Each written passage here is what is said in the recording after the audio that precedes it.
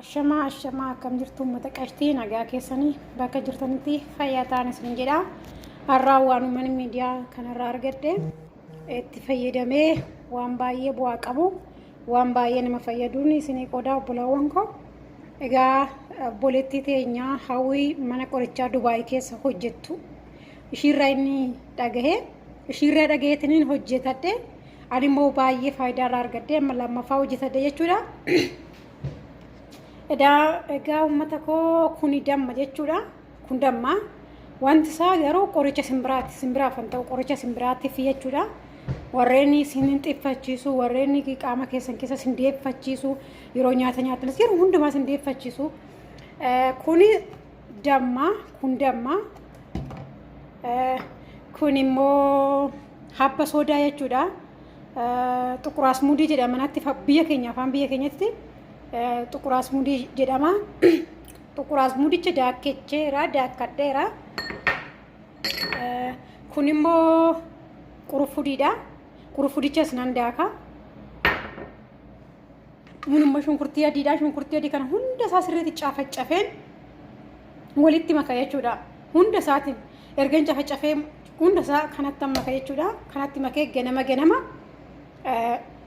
ganama lafaa kaatanii osoo homaan nyaatin maankaa tokko fudhatan maankaa xiqqaadhan jechuudha. Maankaa guddaa yoo ta'e maankaa xiqqaadhan tokko fudhatanii yoo isin taane immoo yoo isinitti baay'atee dadhabdanii kana amma duwwaasaa dhuguu hin dandeenye bishaan ho'isanii bishaan burcuqqoo tokko jechuudha.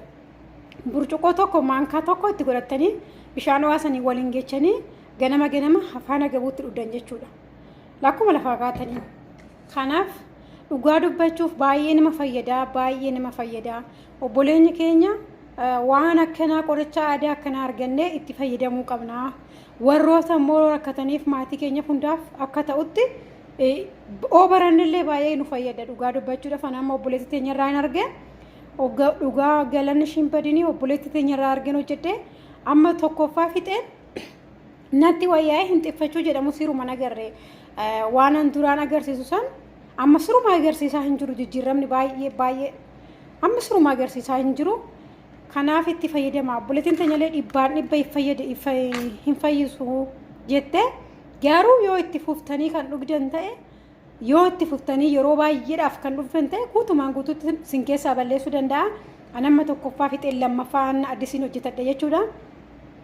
Egaa fayyaa inni binaan isin jedhaa itti fayyadamaa ijoollee Oromoo itti fayyadamaa qoricha aadaatti fayyadamuu wayyaa mana yaalaa deemnee birri keenya finnee sanuu qorichi nyaannu dhukkuballee nurraan balleessu bakka nafa keenya jijjiirra bakka qaama keenya qaama biraa baasuu malee waan jijjiirama tokko nuuf fidu qorichi mana yaalaatti fudhannu yookaan qorichi seedaalee aadaa binnu jechuudha. Kanaaf qorichi aadaa immoo karaa biraatiin vaayitaaminii of keessaa qaba. Damma yoo fudhattan akkasuma shunkurtii adii yoo fudhattan wantoota baay'eedhaaf qoricha ta'a. Qurufudii yoo fudhattan fakkeenyaaf waa baay'eedhaaf qaamota keenyaaf waa baay'eedhaaf qurufudiin qorichaa qaamota ilkaan keenyaaf waa hundaaf barbaachisuudha. Qurufudiin akkasuma abbi soodaan kun qaama keenyaaf baay'ee dhukkuba biraatiif illee baay'ee barbaachisaadha. Sababa kanaan nyaanne yookaan kanaa hojjenne dhibee biraatillee nu fayyisuu danda'a. Fayyaa inni binaan isin jedha uummata Oromoo itti fayyadamaa baay'ee nama fayyisaa baay'ee jijjiirama qaba. Gaafa itti fayyadamtanii agartan immoo isinuu jijjiirama ofirratti agartanii. Kanaaf qoricha aadaatti fayyadamaa. Fayyaa inni binaan isin jedha akkas.